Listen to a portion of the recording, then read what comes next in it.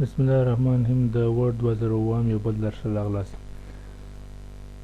د نن ورځې په درس کې موږ د آپشن دوم برخه کار کوو. رابطه آفیس بټن ته ورډ آپشنز ته ابروزم پاپولر باندې کار وکړئ. پاپولر خلاصون براوزر ډسپلی ته. په ډسپلی کې اولنی آپشن دی شو وایټ سپیس بټوین پیجز ان پرنٹ لی اوټ. که چیرې دغه اولنی آپشن ټیک مارک وي او موږ په خپل ډاکومنټ کې درې یا زیاتې صفحې ولرو، زموږ د صفحو تر مابین دغه فاصله موجوده وي. که چیرې دغه غواړئ دا فاصله مابین څخه ویستئ ورک کړئ، راسئ آفیس بټن ته، ورډ آپشنز ته، ډسپلی دغه اولنی آپشن ټیک مارک څخه وباسئ، دغه اولنی آپشن ټیک مارک څخه وباسئ، اوکې کړئ. دغه فاصله ورک کړئ. د غیر نارمل شکل ته واوښتئ. دلته د خط پاس دا اوله صفحه ده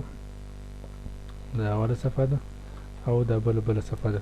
او که ورته غواړئ نارمل دلته راسئ، پر دغه ځای باندې پر دغه خط باندې ډبل کلیک کړئ او یا هم راسئ آفیس بټن ته، ورډ آپشنز ته، ډسپلی، شو د وایټ سپیس، دا اولنی آپشن به ټیک مارک وکړئ.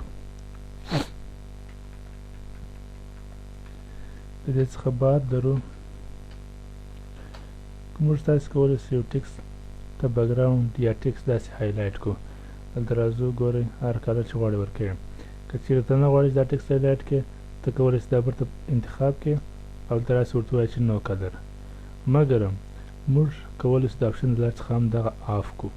راسئ آفیس بټن ته، ورډ آپشنز ته، ډسپلی، دغه دوه آپشن ټیک مارک څخه وباسئ، اوکې. راځو آفیس بټن ته، ورډ آپشنز، ډسپلی، شو ډاکومنټ ټول ټیپس اون هوور. که چیرې دغه آپشن ټیک مارک وي، دا دریم آپشن ټیک مارک وي، که چیرې موږ په صفحه کښې یو ځای لینک ولرو، زه به یو لینک را انزرټ کړم.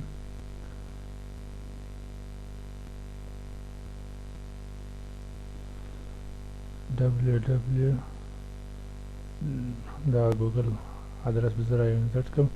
ګورئ چې خپله د ماوس پوینټر په دغه خط باندې کښېږدم، پر دا لینک باندې ما تشریح راښیي. کنټرول پلس کلیک ټو فالو د لینک، مثلا نور نوم یې ټول شیان راښیي. که چیرې تاسې دغه تشریح نه غواړئ چې ښکاره یې کړي، راسئ آفیس بټن ته، ورډ آپشنز ته، ډسپلی، دغه دریم آپشن ټیک مارک څخه وباسئ، شو ډاکومنټ ټول ټیپس اون هوور، اوکې.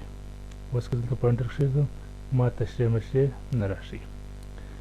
دې څخه بعد راځو آفیس بټن ته، ورډ آپشنز ته، ډسپلی ته. که چیرې دغه آپشن ټیک مارک کړي، ټب کریکټرز، هغه د ټب کلي ستاسې په کیبورډ کې وګورئ، کوم سمبول چې هلته شته هغه سمبول به ستاسې په ډاکومنټ کې راځي، انزرټېږي به د ټب په واسطه باندې.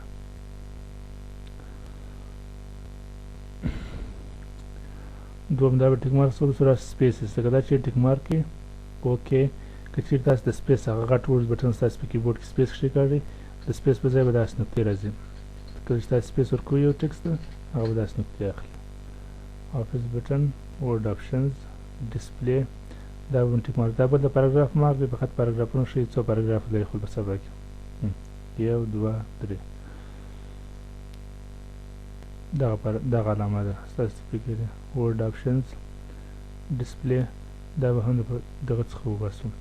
دریم دی هیډن ټکس. که چیرې تاسې دغه ټیک مارک یو ټکس واخلئ، هایډ یې کړئ، او ټکس لاندې به ډاټ ډاټ ډاټ نقطې به راسي، د نقطې په واسطه به ټکس انډرلاین سي، دا درښیي دا ټکس هایډ شوی دی، اوکې.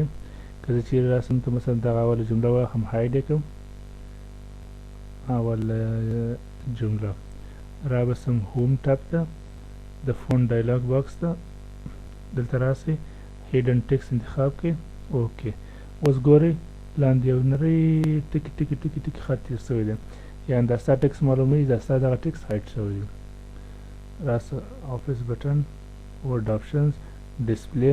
که چیرې اوس د ټیک مارک څخه وباسئ، هغه هایډ شوی ټکس بیا نه ښکاره کوي، هغه به نور ورک شي ځکه چې هایډ شوی دی.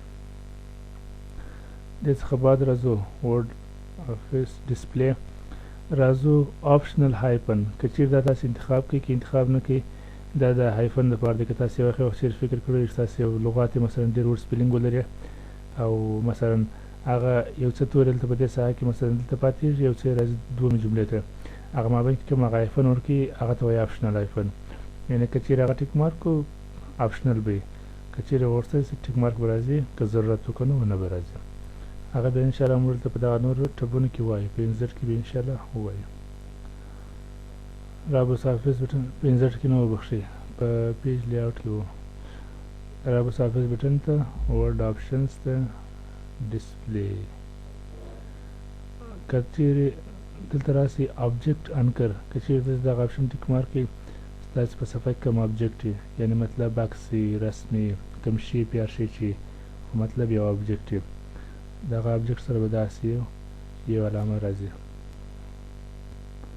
دا ټکسټ آبجیکټ انتخاب کړل ته وګورئ په دا کونج کې دغه ته وایي آبجیکټ انکر فقط آبجیکټ ښیي چې په صفحه کې آبجیکټ موجود دی